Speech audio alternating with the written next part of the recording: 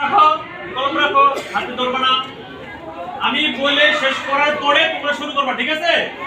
আসসালামু আলাইকুম ওয়া রাহমাতুল্লাহি ওয়া বারাকাতুহু।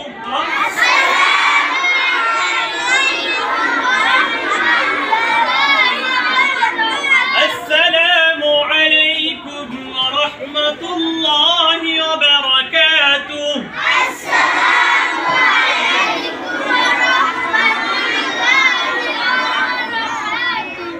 আমরা এই ক্লাসে অর্থাৎ আমার ক্লাসে আমরা তোমাদেরকে শিক্ষা দেব কোরআন, ইসলাম, ঠিক আছে?